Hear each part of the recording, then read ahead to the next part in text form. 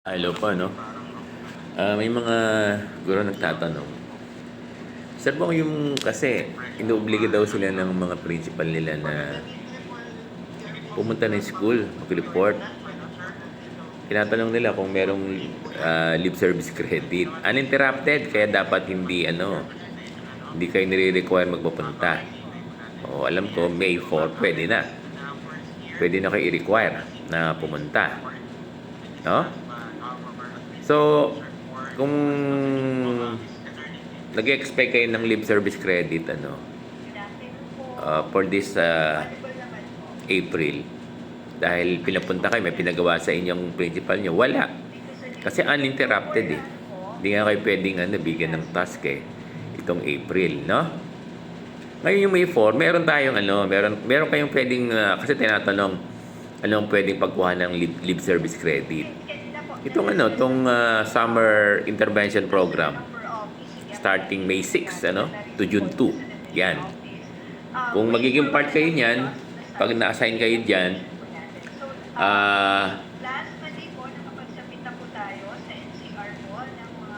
kapag nakapag-submit kayo diyan, nasama kayo diyan, meron yung service credit yan. O ano pa? Yung summer intervention program that will start on May 6 to June 2. Meron yan. Lip service credit. Tapos, Brigada Eskwela. Yan. Meron yan. Magdi-DTR lang kayo, ha?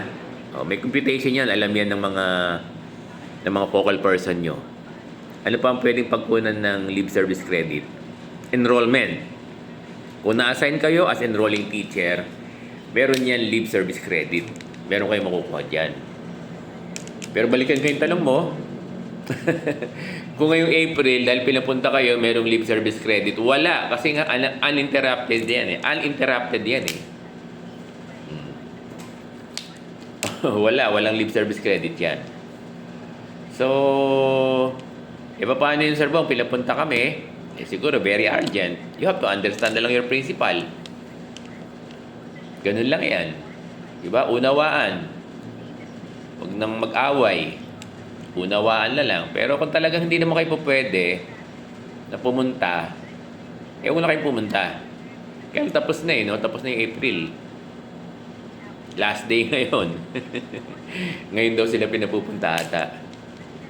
Kung isang araw lang naman, mag-unawaan na lang. Di ba? Oo, baka very urgent yan. Kung pinapupunta kayo, at isang araw lang naman ng April, mag-unawaan na lang, no?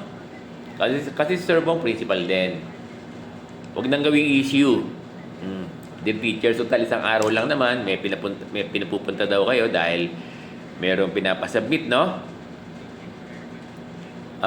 Kasi ang service credit, bago ka makakuha ng isang service credit, dapat 8 hours eh. Yan. Pupunta ka doon ng isang oras lang, walang service credit yun. Meron, kaya lang, isang oras lang yun, dapat maka 8 hours ka. Ng work o ng task mo for the day. Kaya lang, itong April, walang lip service credit yan kasi uninterrupted. So again, makakakuha lang kayo ng lip service credit itong gagawing summer intervention program. Diyan makakakuha kayo. Brigada Eskwela, alam naman nyo yan. And itong ating enrollment. Sa enrollment, yung mga enrolling teachers na i-assign, makakakuha kayo ng lip service credit. Sa gagawa lang kayo ng DTR, then yung DTR nyo, i-endorse ng principal sa division for application para i-recommend kayo for lip service credit. So, maliwanag ba?